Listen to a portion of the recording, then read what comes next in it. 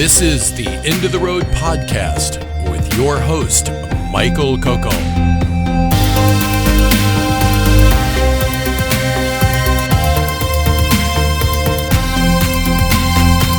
Exploring the horizons we never touch because we're already there.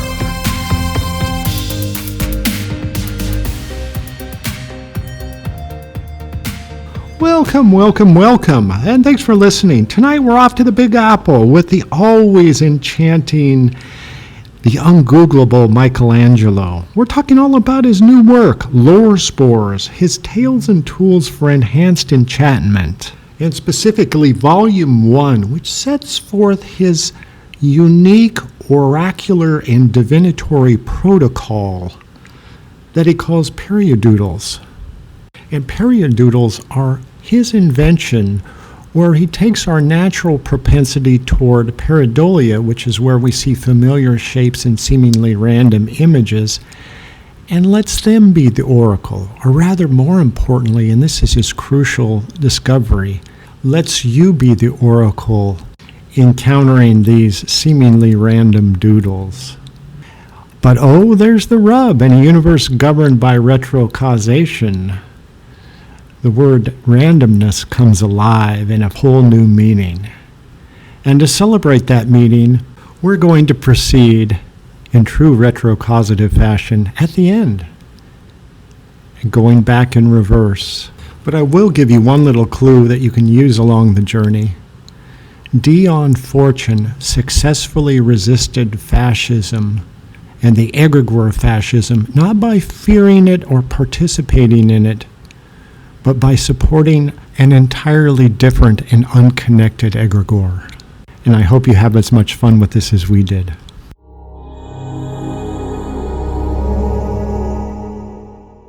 Yeah, I think we started this off maybe on too heady of a foot, with like trying to trying to grapple right away with like the big ideas and the Janesian stuff. But yeah. I think it was a good kind of testing ground, almost like we're blind with a cane. It was a good like obstacle to poke at, and then I think we found a good practical way to navigate this. Well, maybe really. Well, maybe, and we'll have to do. This is the we'll apply your retrocausation to this, and maybe we'll start the interview here. Yeah. And then we'll proceed backward. I like that. Time loop in proper fashion. Yeah. Yes, and then we'll proceed so we know how it all. I mean, I knew it was going to end. I knew it was going to end well because Yeah. I dig what you say, and I like your art and everything. But it takes a while to sort of to get vibing with somebody because I haven't seen you in so while. Yeah, since Tucson a few years ago. Yeah. But I mean, we had the other episode in 2023 when I had Impatient Transformations came out. We had a nice conversation there. God, that was more than 2 years ago already. Yeah, isn't that crazy? Yeah, crazy. Yeah, 2024 was kind of a leap year. It was me coming out of having come out of the jungle and like. Resettling into the world and lots of kind of reintegration into the civilized world. And I'm glad that it's now finally come to a place where, I have this book out now, it's volume 1 of Lore Spores. So I have at least 4 more volumes plotted out that I'll be working on that further deepens this exploration of kind of the Pareidolic universe in various facets. And the first one, I feel like it's a good entrance point. I think it's because it also has like practical applications, and it has like interactive exercises in there so that people can walk the talk that I'm proposing to them. And it kind of leads them through how to look at these images and how to generate these images and how to prompt stories to the forefront. So, by like integrating that first volume, we can turn up the volume gradually and get into the deeper, wilder terrains. Oh, great. Well, thanks for the baby steps. Yeah, you're welcome.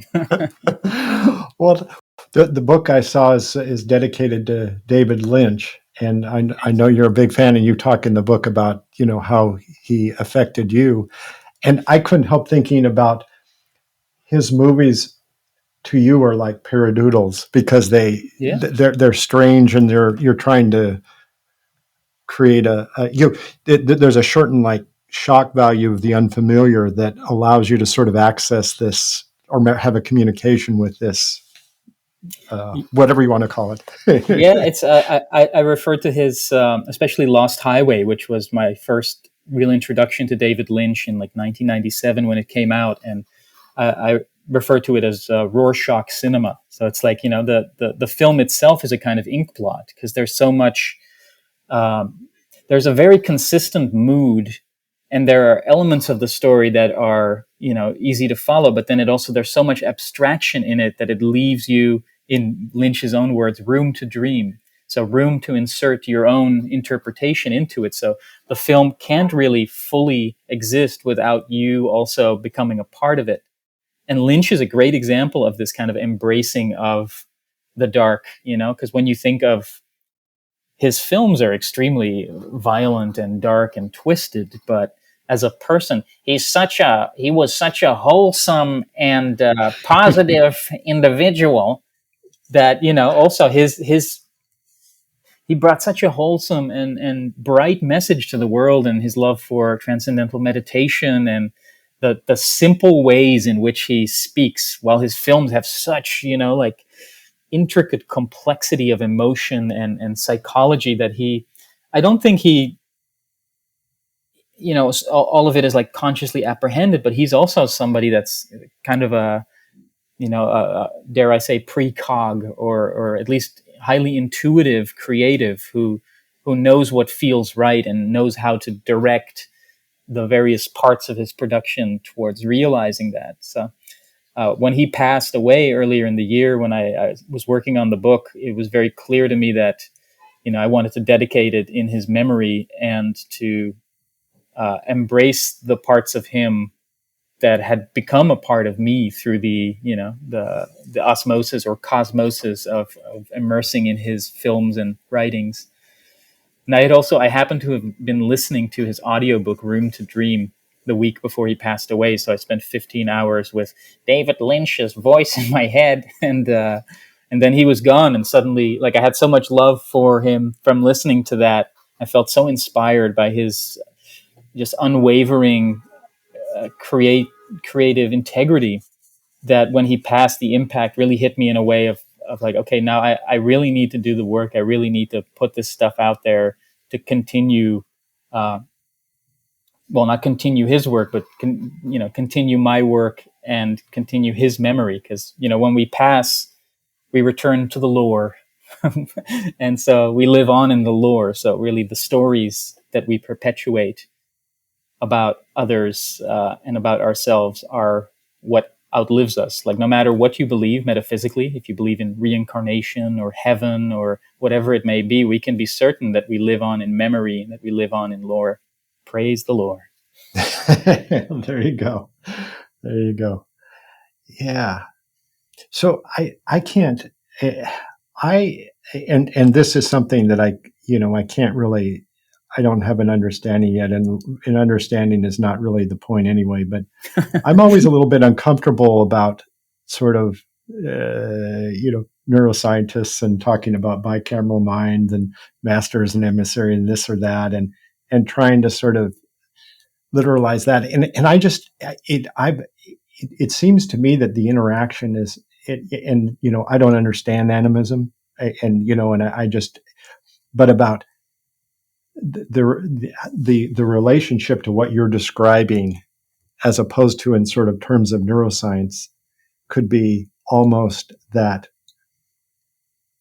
or even let me start in with a more concrete example. So we talked about IFS, no bad parts. So you've got all the you're integrating, in scientific terms, you're integrating parts, you're becoming a self, in Jungian terms, you're individuating or whatever. But there's sort of a renegade IFS person who I've interviewed on the podcast called Robert Falconer, who kind of, and this is, this isn't his words, but I think it's, working with spirits as opposed to a relationship with spirits, as opposed to, as opposed to necessarily parts, because parts to me is kind of limited and that they're just all just little mental manifestations of you. But if they're spirits on the outside and stuff you can relate to, there's a certain energy transfer that occurs, I think, that is more vital and more interesting, and that allows sort of this energy for the what art to the creation or the transportation for us to go somewhere when we treat them as sort of not really part of us, but sort of autonomous entities that we can react with and connect with, and it becomes another conversation. And I don't have the vocabulary for this, and I'm just wondering if you could, if this it all makes sense to you. I can riff on that for sure. Yeah, because you're much more eloquent than I am in this sort of realm. well, you said a few things there that struck a few chords. Like the first thing you said I don't really understand animism, and the way I think of animism is in the sense of exactly like you're saying, is if you, for instance, you come upon a tree, and in this tree bark, I might, as a pareidolically inclined person, I might see a face in the tree bark or something, right, or I feel a personality of the tree. By giving agency and personhood to this supposed inanimate object, which is really just like a more slowly animate object, right? Just like it's a slower growth cycle and all that in a different kind of way in the world. But by giving agency and personhood to that, I now extend my own interiority to the world around me and am able to interact with it in such a way, as you were saying, like if you think of it as not as parts, because as Alan Watts once said, he said, parts are for understanding. He had this great analogy of looking through a chink in a fence and seeing what he called a head-tailed cat continuum. So first you see the head of the cat, and then you see the body of the cat, and then you see the tail of the cat. So you say, oh, the head must have caused the tail.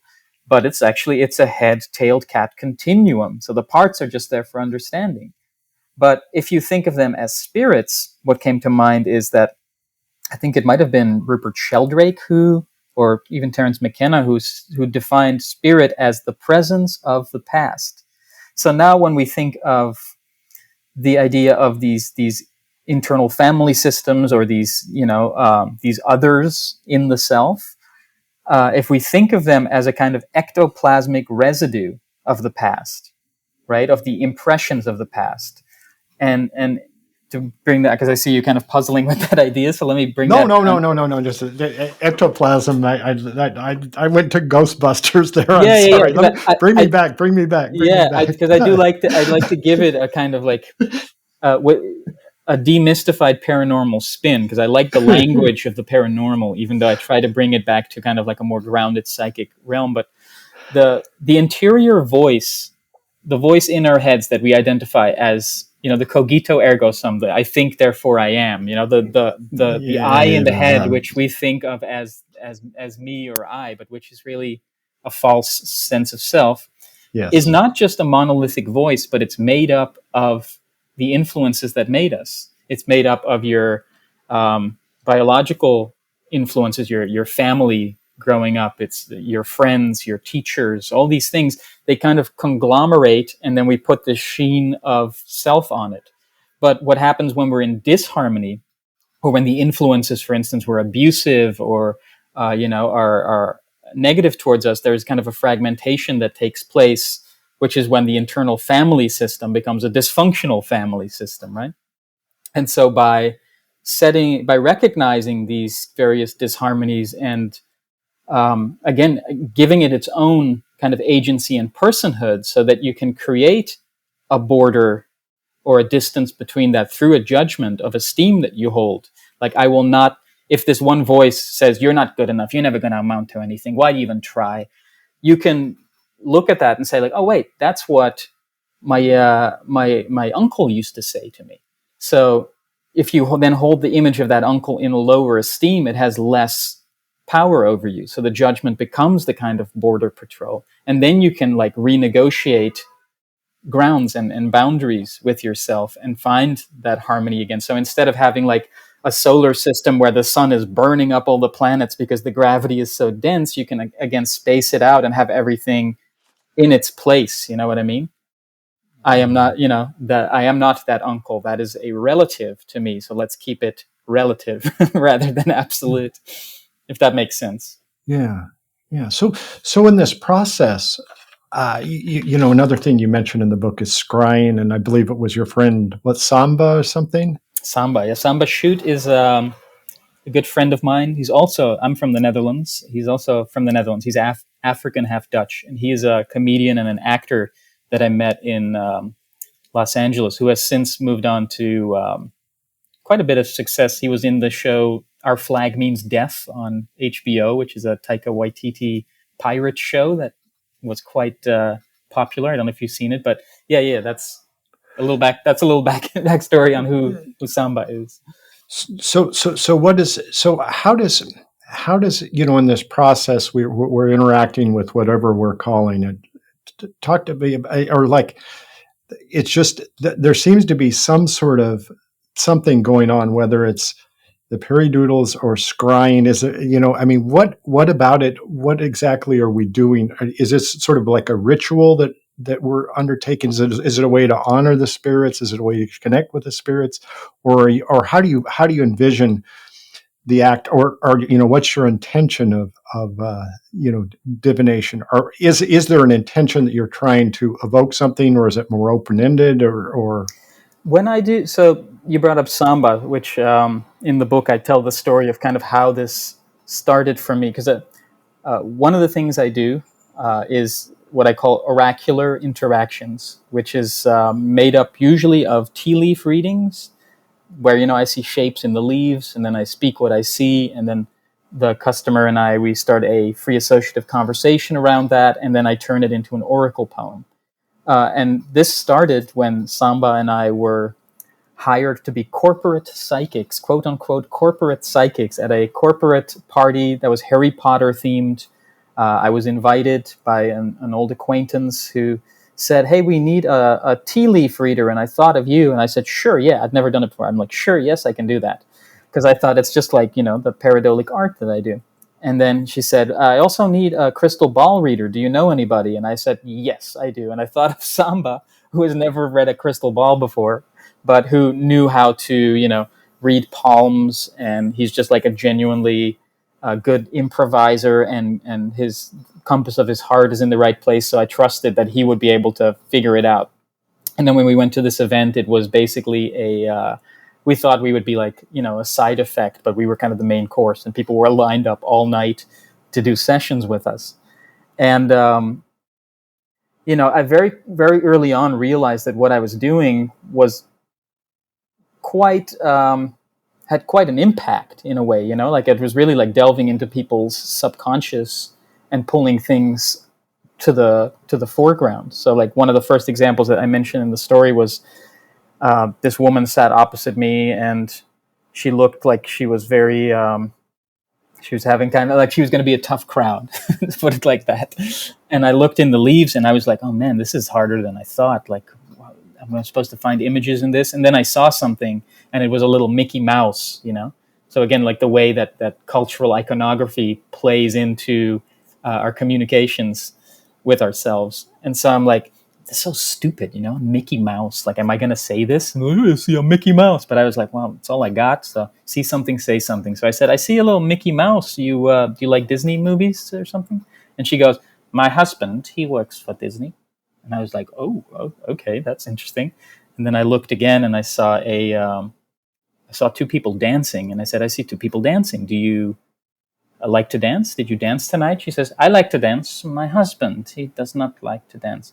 And then she went to Samba and sat down in Samba's station and said, should I leave my husband?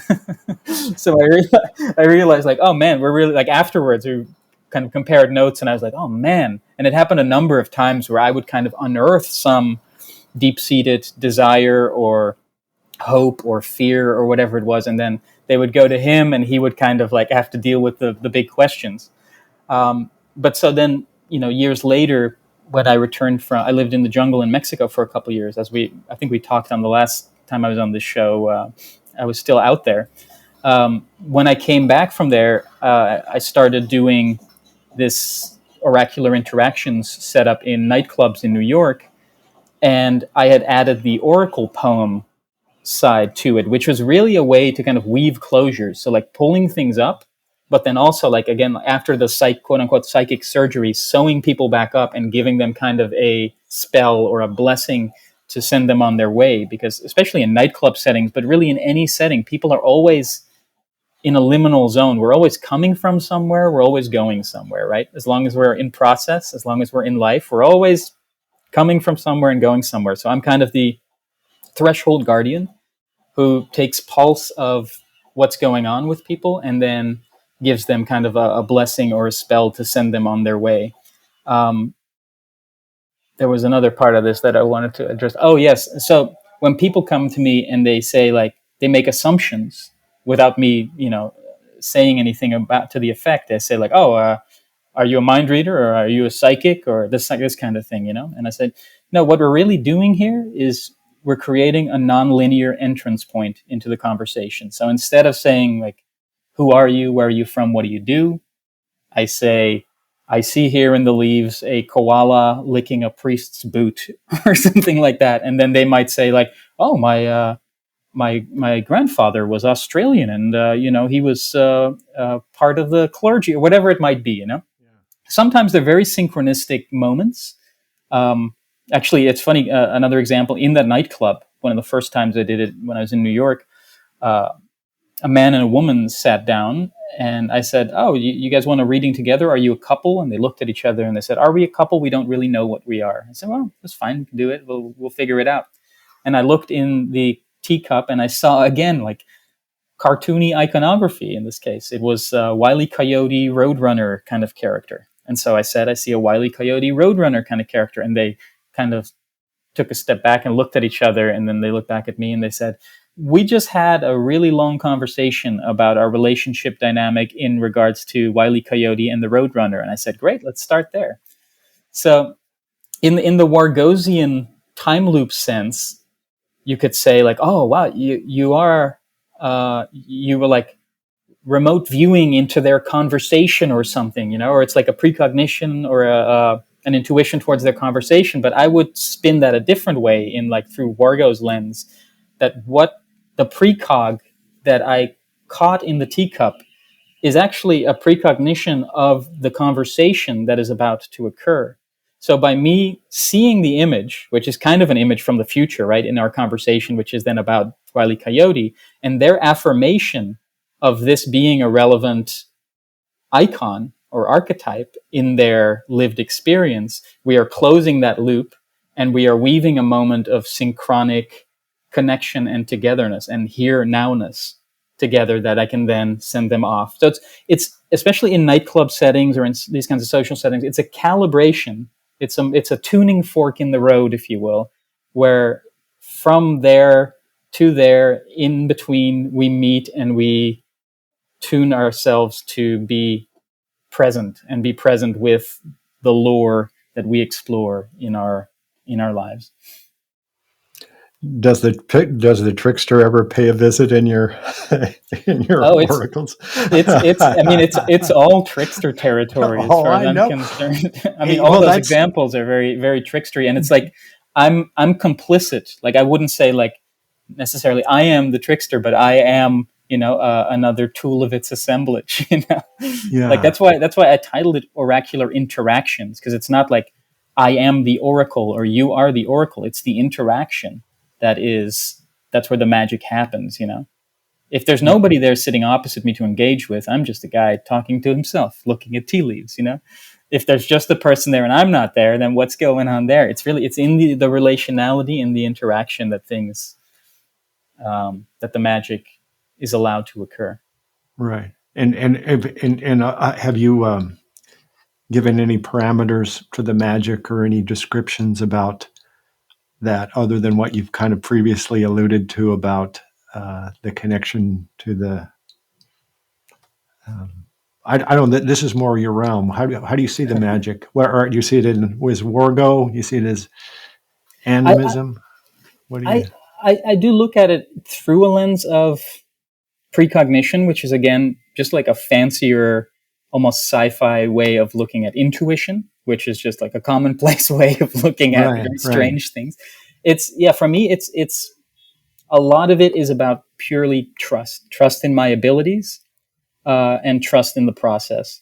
Because also what happens, after we have this interaction for, 5-10 minutes, then I turn to the typewriter and I just type up. I find I feel like I have enough information, and then I start and I just type it up on the spot, and there's no revision, and there's no drawn out process of I got to wait for inspiration. It's like you just go for it. So a lot of it for me, the magic is confidence, which makes it also confidence artistry, and consciousness artistry, because when you even think of the word confidence, that's confidence. There's something that is confiding in you. And then what is it that is confiding in me? Well, it's myself confiding in myself and trusting, feeding me what's up ahead, and just working with that without attachment or without undue ego limitation on there. It's just serving the lore. I am a servant of the lore who serves the lore to those who come by. Yeah, and it's interesting. It's the humans are remarkably susceptible to suggestion in a way, and that's not necessarily a bad thing either. No, it's not. I mean, it's ultimately it's not even suggestion, but significance or meaning. I think that's what really ultimately magic is: connection. So drawing connections between seemingly unrelated things or finding pattern gives a sense of sustainability in the fluctuations of life. So that gives us a sense of meaning to not to cling to, but to gravitate to magnetize to. And I guess what I was kind of pointing to is that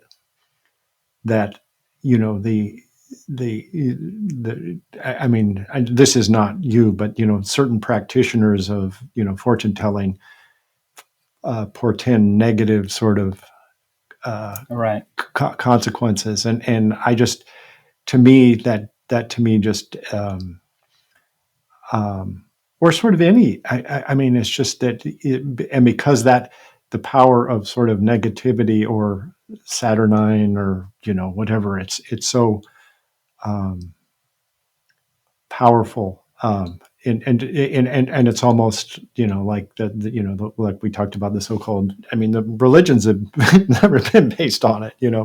It's just fear is big business. Oh yeah, fear is a way to control, I think, because I mean, I imagine if a fortune teller gives somebody a portentous message, these people are going to keep coming back to try and, because I mean, it's fortune. We're talking about fortune telling. We think of making a fortune as in great wealth, but it's also fortune has to do with health, with luck, with all these nebulous terms that are never quite pinned down. What is luck? In Dutch, the word for luck is the same word for happiness. And the word for an accident is unluck. So if you have in Dutch, if you say you have an accident, you say you had an unluck. So and so if somebody is harping on these ideas, then that is a sense of control or a sense of maybe that'll bring people back. What I try to do is try to find the most positive spin on things and then send people off with that. There's a saying, I actually mentioned it in the book, but my ex-girlfriend came up with this mantra that I love, which is, what's the best that could happen? Which I think it's also how I disarm people, when they they look at the sign and they're like, oh, what is it? A fortune teller? What is it going to, and then it says, ask me how it works. What's the best that could happen?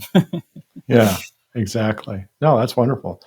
Well, there's always trickstery stuff, or the idea of manipulation gets a negative spin, but you can also manipulate people towards the good, or towards self-confidence or affirmation of where there is insecurity. Right. I think so. There's a kind of sleight of mind that can take place in order to, sometimes I'll have people that sit down that there was somebody, and it's funny too because her name was I think Arcana, which means already like kind of like secretive, kind of like arcane kind of overtones. And I just noticed that the way she was interfacing with, the prompts, with what I saw and the leaves and everything, there was a kind of, she was playing her cards close to her chest where she didn't want to speak or express certain things. So she was kind of secretive. But I came up with the term speakrit when I was talking to her, because even in her deflections, she was, the mask sometimes reveals more than it conceals. So even in her not speaking, she was speaking loudly. And eventually I was able to kind of playfully navigate in a way where I got the picture and I was able to develop the negative into a positive light. Yeah. You should be a therapist. I mean, it is a kind of therapeutic modality. Sometimes people sit down, and I've had people cry. I've had people laugh. I've had people say, I've told you more than I've told my therapist in the last, 5 minutes, I've told you more than I've told my therapist in the last 15 years. But unfortunately, I'm certifiable and not certified. So. Exactly. Yeah. You don't want to hang out that shingle yet. Well, you want to give it a go? Sure. So what we'll do is we will forgo the tea leaf reading, and we'll just look at the paradoodles. So what I'll do is I will make you the oracle in this case. So I will. Oh God! Be careful what you ask for. So I will ask you for a number between 1 and 100. Seven. Okay. Describe to me what you see in this image, and you can share this image too in the show notes or in wherever it is that you share your imagery, so that the listenership can sail along. Oh my goodness. So if you can describe to me what's going on in there, then we will keep that as our entrance point.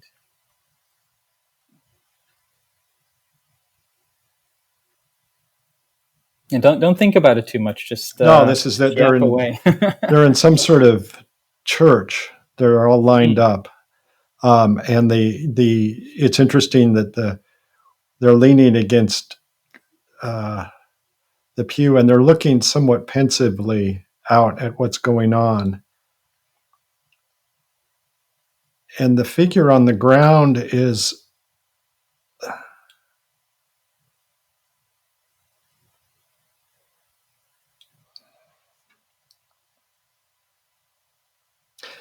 It's almost like they're hypnotized. Most of your paradoodles don't have this sort of the expression but they're all focused on one thing, and they're all kind of in shock. One of them sort of has its mouth open a little bit, to display shock. And they're all eyes. It's all eyes. Even the creature that just has one eye on its forehead, and then the one that has more than one eye. So the mystery, then there's one entity or character that's actually in front of them that's not participating in what they're doing. And the one that's laying on the ground. The one that's laying on the ground, and he's the only one that has a faint smile on his face and something coming up from his third eye. And I'm assuming he's a male. That the other figures are sort of asexual, perhaps.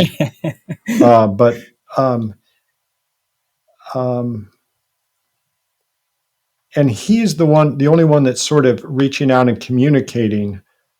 His expression. He's on the ground. He's like in some sort of communication, while the others are not. The others are just receiving something that's uncomfortable.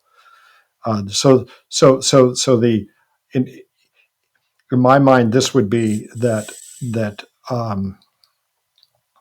the importance of not sort of following along the herd and connecting with.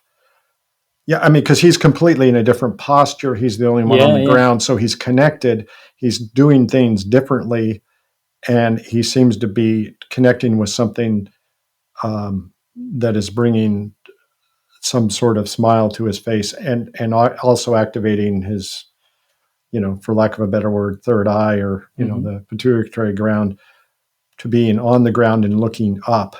So I guess, his gaze is looking up. So we're assuming that he is focused on the other people are seeing something in front of them in this world that's shocking. In this world, and he is sort of looking above the world, perhaps in the sky, but he's on the ground, and he's reaching out and sort of having a conversation with it. So I'll tell you my take on it, because I like your descriptions of this. So first thing you said is that it's like they're in a church. Yeah. So for the listeners, there isn't actually like a space. There's just space around them. There's no building or structure. So church can also, you can think of this as like maybe they're in a ceremony, or maybe they're watching a spectacle, and they're all, like you said, very enthralled and very like spellbound by what's happening. And the kind of like the primary largest figure is kind of got its hands folded in prayer, kind of very intense and intently, and its eyes are kind of fractalating upward. So it's seeing this, like, it's holding fast to this kind of multidimensional vision. Whereas the ones to the left, they're much more like huddled together, and they're like, oh, wow, what's going on? You see this? Oh my God. One of them's holding on to their belly. They're like about to lose their lunch or something, Yeah. And the one next to it, that's almost bird-like, is kind of like leaning in for comfort. Then there's the one next to that that's also kind of just like, whoa, is about to like wobble off. And then when you said they're leaning against the pews, what I see is they're leaning against this kind of dinosaur-like being. Right. That has like an eye on its hump, almost like a camel's hump. And it's almost like the pew is ready to like, pew, like run off. But then the character lying down in the front, to me, it looks like it's not necessarily communicating with. I like your interpretation that it's communicating with what's going on inside, but what I see is that it's kind of tapping the other character and kind of being like, "Hey, you doing all right?" Or it's like checking in. It's like, "Are you enjoying the show?" Or are you like? And there's almost, because like you say, like they're the only ones lying down. They're the only one that's relaxed. They have like a kind of third eye emanation, so there is this sense of like, hey, maybe don't focus on the exterior, but turn inwards and let, this is all a part of you, to like bring it back into the conversation. This is all a part of you. So don't be, as McKenna used to say, don't give way to astonishment.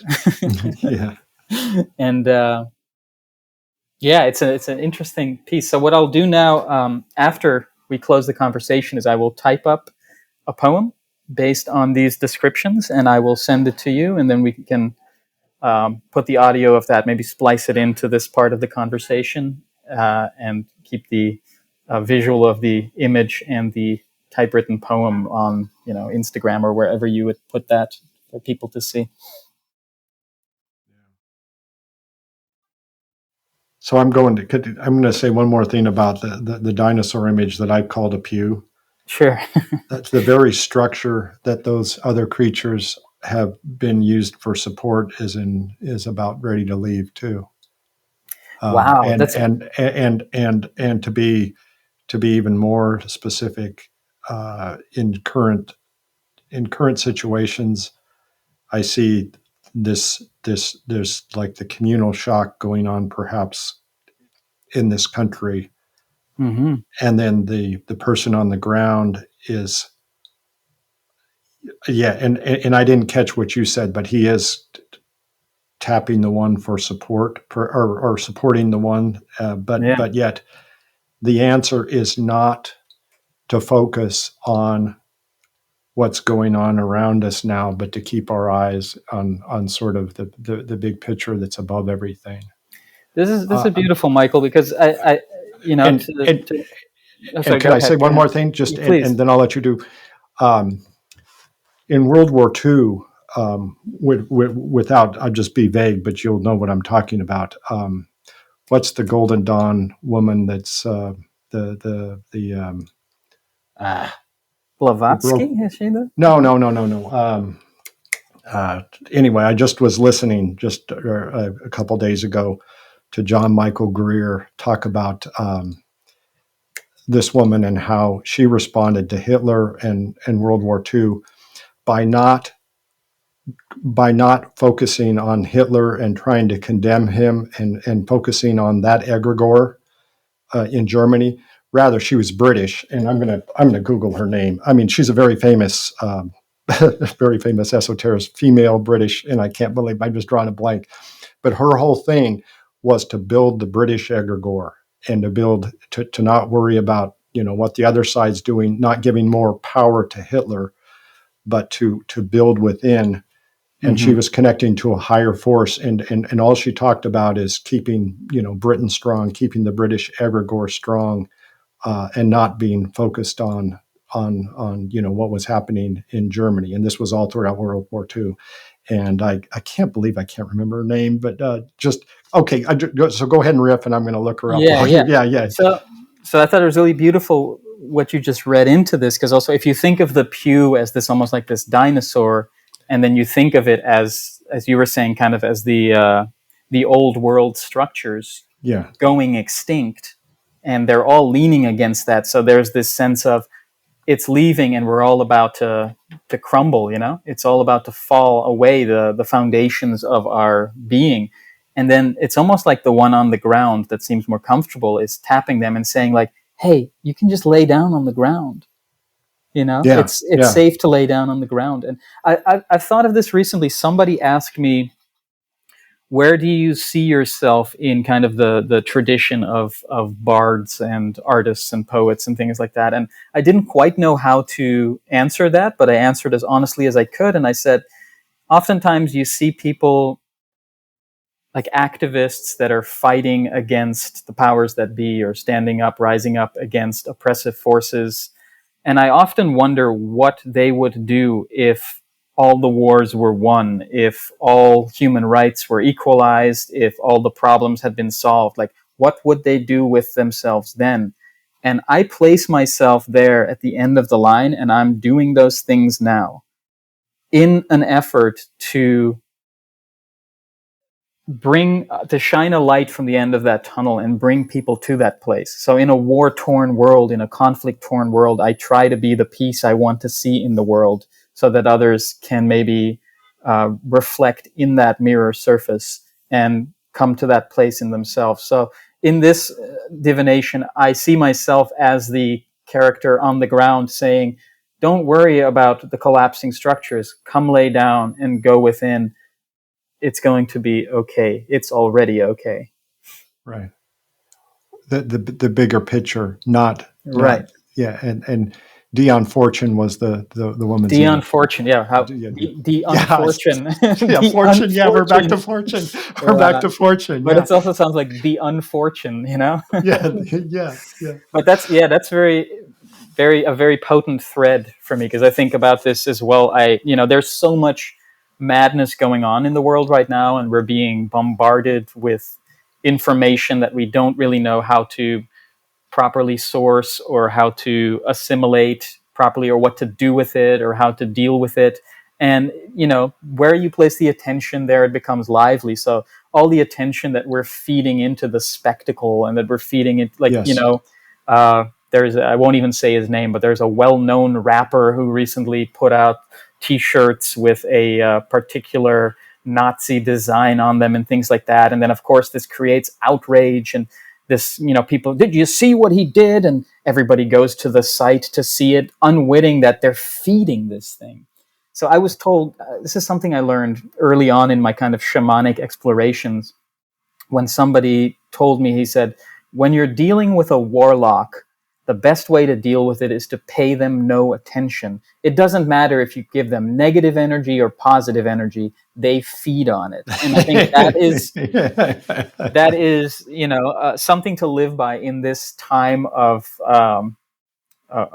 warlock showmanship, we'll say, despotic showmanship, where it's the attention economy. Your attention gets hijacked. So if you can, and this is why I think divination practice is valuable, is because it shifts, by using the external, it shifts the attention back to what is within us.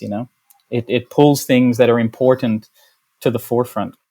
Incidentally, I just read a new Substack post by Daniel Pinchbeck today, which he's been grappling with the analysis paralysis demon of the times, by like his writings is a lot about like analysis of all the different things that are going on and where these things are going. And today his post was very personal and free associative.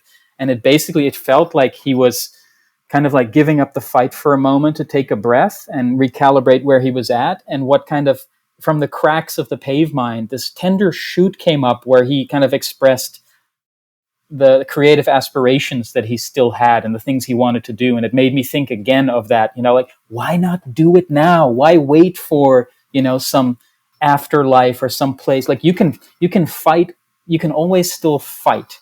But sometimes we think of fight or flight. And I don't think of flight as running away. I think of flight as levity, as rising above it and soaring above it.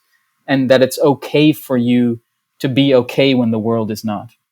To give yourself permission to be okay when the world is not, and to allow that to resonate outwards, that permission to be okay. Because there's almost an obligation for us to suffer under the weight of the world, but the suffering is optional, like they say. Pain is mandatory, but suffering is optional.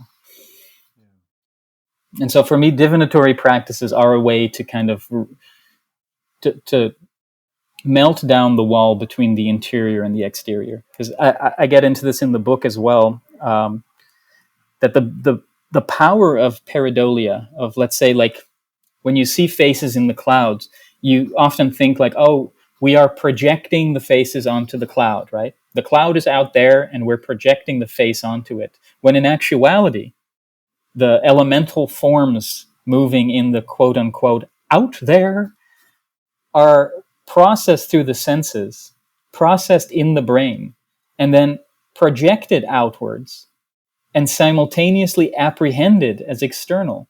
So reality, as we think of it, is not objective, but it is objectified. It is objectified subjectivity. So when we do these like pareidolic divinatory or creative practices, we become aware that the way we view the world, it infiltrates the world we live in.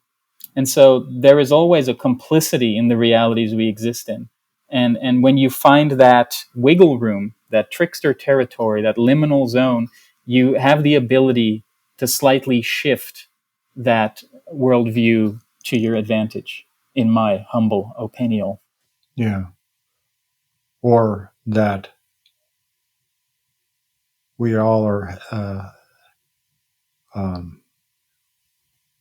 everything is within us is like an expression of some of the divine, and it achieves expression through us in what we see in the clouds and the paradoodles. And that's how the divine manifests itself through us to create this image, or and maybe that's not, there's no separation, or there's no.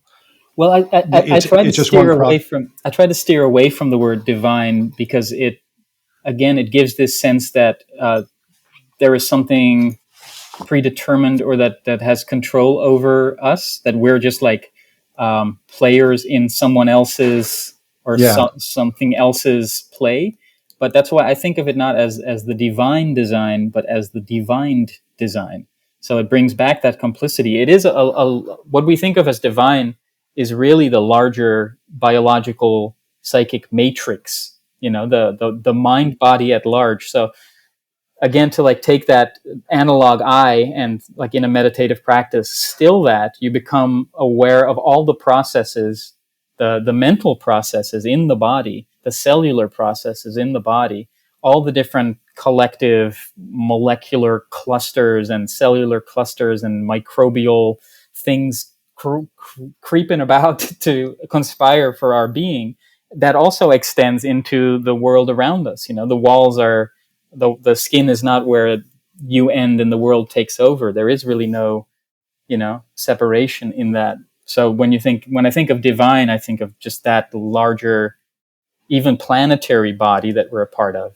Yeah, absolutely. And I didn't mean to bring religion. And although I have been listening to a lot of Michael Bernard Beckwith lately, I kind of like him too. But he's kind of I get probably that, Well, there's merit to it. I think there's merit to religious and spiritual thought. It's just my own preference is to twist it into a way that again brings back the importance of our lived includes everything, biographical experience. Yeah, includes everything. What you said was beautiful too, and that's a way of it. It's just that, like, I think it's easier because sometimes including everything, it's more mind blowing, and some people need like baby steps, like me. It's like before you get to just kind of keep it. I mean, you're still a big fan of Julian Jaynes, right? Yeah, I mean, it's actually increasingly so over the years. Pretty much since a few years ago when I had Marcel Kauston on my show, who is the founder of the Julian Jaynes Society, that I really started to kind of like revamp my interest. So I read Julian Jaynes's Origin of Consciousness in the Breakdown of the Bicameral Mind like 23 years ago for the first time. And it was formative for me. Like, it informed so many of the things that still occupy my mind. But it wasn't until, when was it, like 2022, when I had Marcel on, and he had just put out a new book called Conversations on Consciousness in the Bicameral Mind, where they delve into, basically they do a lot of clarifying of misunderstandings and rectifying of misunderstandings and clarifying of the theory, that it really kind of like fine-tuned my thinking into it again. And then I ended up volunteering my voice to narrate their podcast as well, which are mostly essays by Marcel and Brian McVeigh, but then I narrate those. So that kind of like deepened my studies as well. So I very much am constantly drawing from and drawing on that influence, which comes up a lot in conversations as well, because I think there's something very vital in there that is often overlooked, because when we talk about consciousness and we don't define clearly and succinctly what we're talking about, the conversation becomes a conscious mess. And I think that a lot of consciousness conversations, there's so many different sprawling definitions that are never clearly defined, that it becomes like a very nebulous terrain, that what are we even talking about? So bringing it to the Jaynesian idea really like dials in on a very particular phenomenon. Well, do you have a sense if Mr. Jaynes was sort of interested in these oracular explorations, like praise the lore? I mean, what would he think about your doodles and your oracular interactions? How do you think he would understand what's going on at sort of any level? And if we don't want to talk about Julian Jaynes, we could talk about the other figures. Yeah, we certainly can. But I think maybe I should preface a little bit about what Jaynes is about for the listeners, in case they're not familiar with him. So Julian Jaynes wrote this book, The Origin of Consciousness in the Breakdown of the Bicameral Mind, which, and this is going to be very nutshell-y, a nutshell-y conclusion of this, because it's quite a tome, but he basically proposed that before we as humans possess consciousness, which he roughly defines as having an subjective, introspectable mind space, which is endowed with an analog I / metaphor me. So a kind of metaphoric apprehension of the self that moves around in this mind space, which is also metaphor generated. Now that's already like quite a dense idea. So let me pick that apart a little bit when I say metaphor generated. What I mean by this is that originally, before we were conscious beings, according to Jaynes, we were what he calls noble automatons. So we would move around without the ability to introspect on decisions that we were to make, or weigh the past against the future outcome. So how would that look, for instance? Well, it would be similar as when you're driving your car, except you take away all the inner monologues that you have going on. So when you're driving your car, you're not conscious of all the processes you're into. You're probably conscious of, where you're going, where you've been, the things that are coming up, your shopping list, whatever it may be. So if you take that interiority out of it, you're basically looking at the operations that most of the time we're not conscious. Consciousness actually just kind of like clicks in and off at different moments. And so what I meant by metaphor generated is that once language started to complexify and metaphors for the physical behavioral world became more complex and abstract, this kind of started creating an analog space, a mind space. So when you close your eyes, or even now as you're like processing this and trying to, assimilate all this information, this is taking place in that kind of mind space, that private theater of the mind. So before we had this modality, James proposed that there was an earlier mentality, which he calls the bicameral mind, which when we would come upon a critical junction where we'd have to make a decision, let's say we're like at a crossroads and we have to decide which way to go, one side of the brain would basically hallucinate a voice that would bark orders at the other side of the brain. And this was usually in some kind of like hallucinated hierarchy. So it could be like your parents or your boss or the king or all the way up to the gods. And so that's how decision-making was dictated until the written language came about and civilization became too complex to be guided by these voices.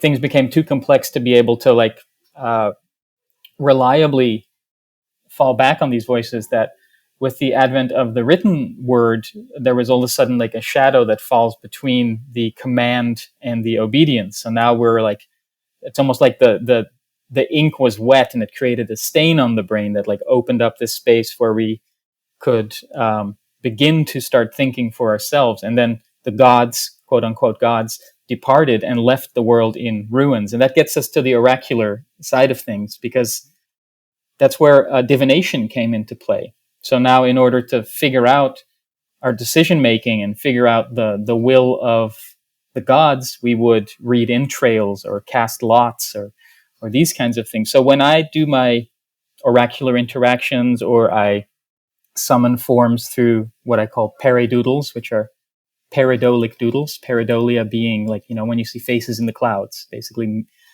conjuring meaning from random stimuli. When I do these things, it's kind of like connecting with, what he would have considered the vestiges of a bicameral mind, or what I like to call a lost continent of the psyche.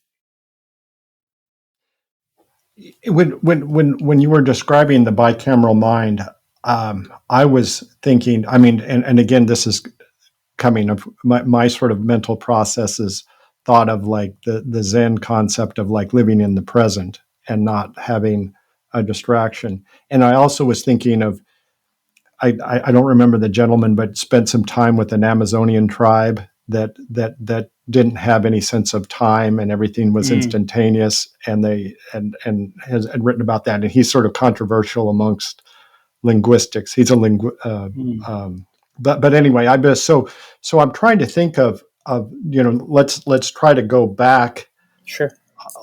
And so what are we conjuring? The act of conjuring is bringing something in. Tell me if I'm on the right trail. We're bringing something into the present that's sort of external, and we're asking for something to come. We're actually trying to create something that's not in the current environment, perhaps. Is that a way of thinking about it? And we're going through a process of trying to connect with something that maybe doesn't have a physicality in our immediate setting. Right. Like to bring it down to like a very concrete way to relate to it. Like for instance, let's look at the way that I make a paradoodle. Is that it starts out with just a watercolor splash, which is just like a kind of abstract application of color. So now we have just like a colored ink blot on a page, which is not much there. But then I look into it, and it's almost to me like a psychic teleprompter. Like within the nebulous form of the priming, different images begin to arise, and then I outline those, which I consider almost like a form of dream catching or ghost busting. So I outline with my pen these forms without thinking of what it is that I'm drawing or what it is that I'm bringing forth, and then afterwards you can look at those and you see all these different characters that are in relation to each other, and that somehow conveys this, sets your story plotting gears in motion. So the way what I think that is summoning using external forces is actually calling more of yourself to the fore rather than just the spotlight of our subjective consciousness, which you can think of as like a spotlight shining into a dark room and thinking that whatever it illuminates is the whole picture. But then you like turn on the house lights and you realize, oh, there's way more than I knew. So it's really, it's connecting with that lost continent or with the unconscious in order to reveal more of the self to the self. And so that's the act of conjuration, the bringing, the connecting with the unconscious that is not manifest until you've interacted with the Pareidoodle. And then to bring that to bring more of that into awareness or to the forefront. So to it's really what I mean. We can put all kinds of terms to it, but it's intuition. You know, it's like coming into connection with intuition. Which, when you think about it, intuition, what is that? It's a word we throw around, but it's a very mysterious term in a way. Oh, it's a kind of knowing that we somehow assume is a knowing. It's an impulse or an assumption that veers us in certain directions and often steers us clear from harm or steers us towards reward, which I know you've had Eric Wargo on your show a number of times, who is, yes. He's the guy who writes about the unconscious in relation to precognition and retrocausation, time loops, the idea of time loops, the idea that the future is in communication with the present. And he gives a kind of evolutionary spin on that it's something that that's how we navigate through time. And that's very much how I feel I navigate through time as well. And these divinatory practices oftentimes will kind of ensnare little precognitions or little intuitions in this creative web. And even if you think of the artwork itself is a kind of precognitive creativity, because I mean, there's nothing there. There's just a stain, and I see what's going to be there and outline it, and then suddenly it is there, So that is also kind of a communication with what lies ahead. Right. And so it's almost like, and they're different.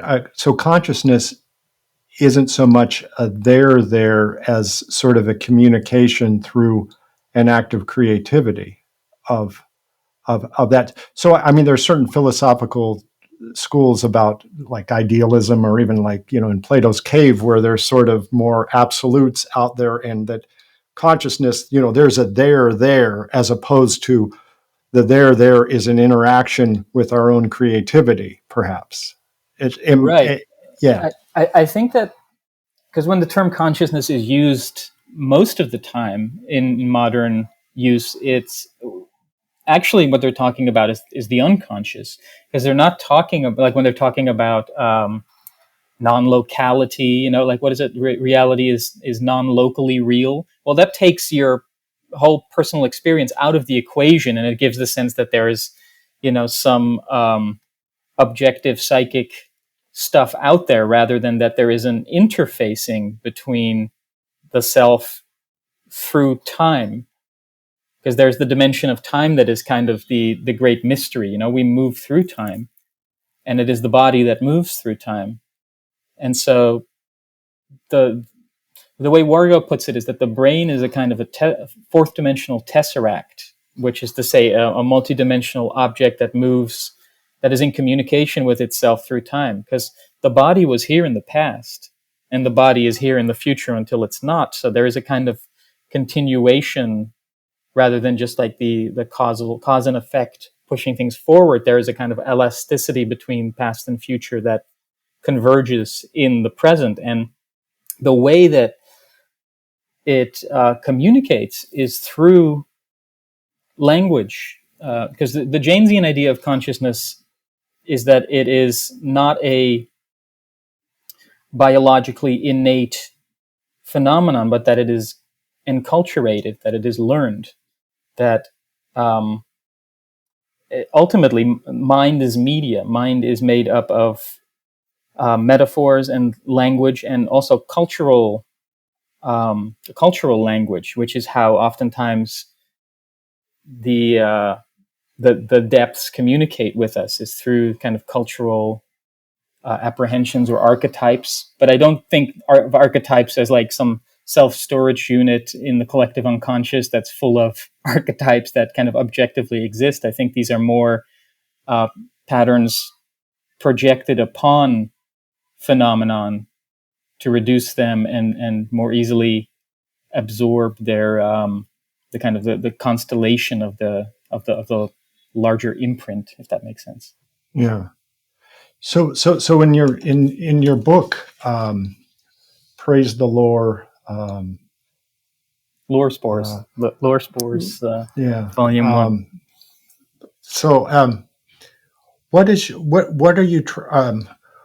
sort of? I mean, this is sort of kind of a vague question, but what are you trying to achieve here, or what are you trying to point at in terms of sort of this divination process that you have? Good question. So ultimately, I'm giving.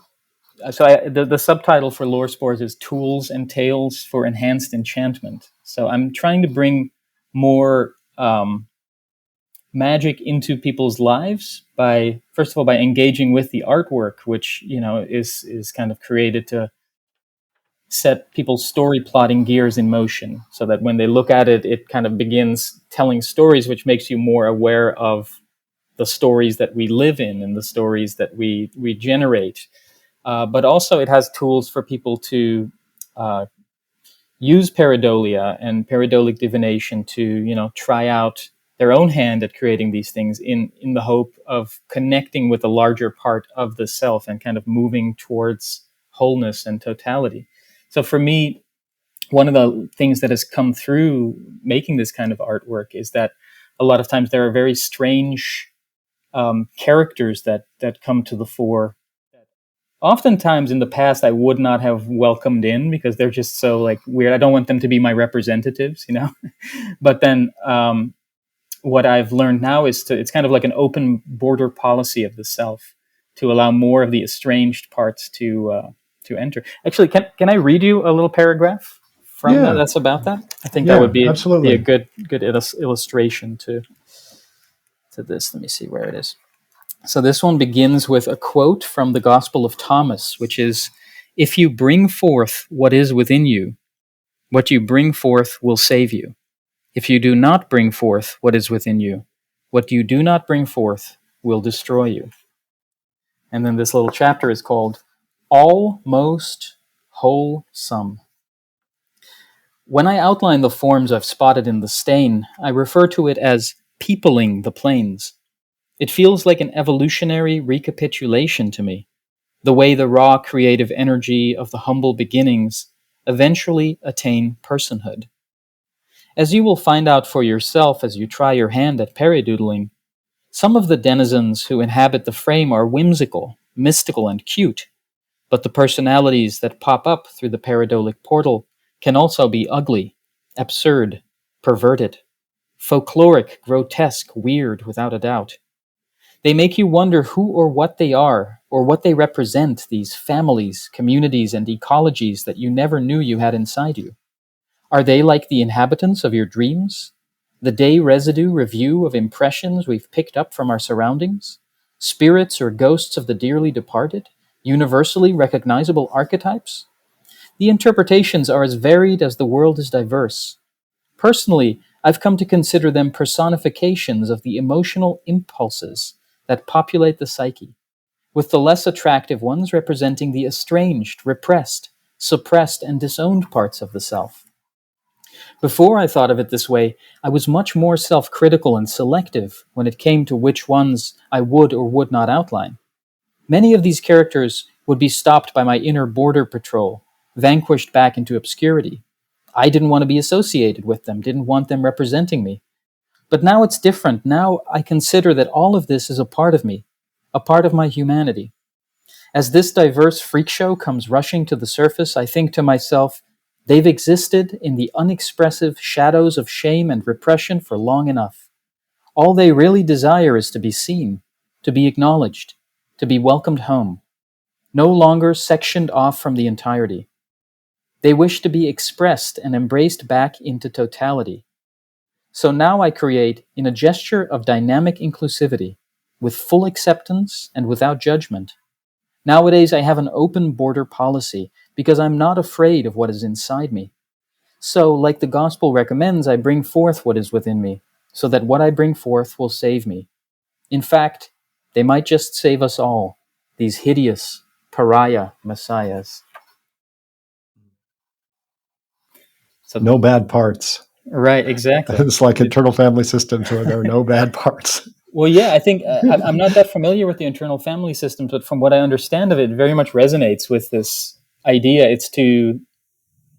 It's also a kind of shadow work, I guess. It's embracing all the parts of the self, even the otherly parts of the self. And so, one of the spins I've given on the book on the back cover is that it's a philosophy. It's an anti-xenophobic philosophy. In a world that is growing ever more afraid of the other and of the strange and the unfamiliar, and like right now, without getting into politics too much, with like deportations and stuff like that happening, I think it's important for us to kind of hold up the mirror to the other in the self and find a way to embrace that playfully. Well, thanks, Michael, and let me know when the next one comes out as well. Will do. And if the readers want to support me and pick up a copy, they can go to the ungoogleable.com.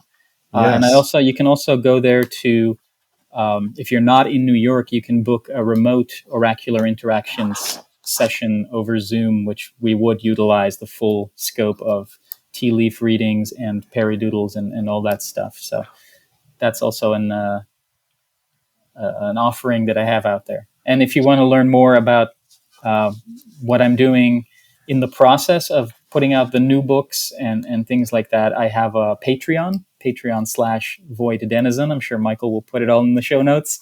He's also been a wonderful supporter over the years in that space. And I have a podcast called Self-Portraits as Other People, where I would really recommend for anybody that's interested in the Julian Jaynes and Eric Wargo stuff to check out those episodes, because I delve into it with experts in a more streamlined fashion, I think, than trying to wing it on the spot at the beginning of an episode at the end of the road.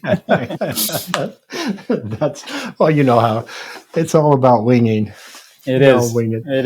But well, thanks, Michael, and I'll put everything in the show notes. And if you're ever in New York, you can visit you and Terrence and the whole gang on Monday nights, right? Yeah. So we were doing monthly McKenna Mondays, which I now have a puppet called. His name is Unterry McCanny, and it's really a vehicle for my Terence McKenna impression to Trojan horse some of my own ideas and bring them to the people in an interactive Q&A schmooze and muse type way after listening to a Terence lecture in communal settings. At a place called the Psychedelic Assembly, which is a kind of psychedelic library and social club in Manhattan. But we don't have the next one scheduled yet, but those will come back around. And if you follow my various social media platforms, you can keep up to date with that stuff. But yes, if you're in New York, please do reach out and we will convene.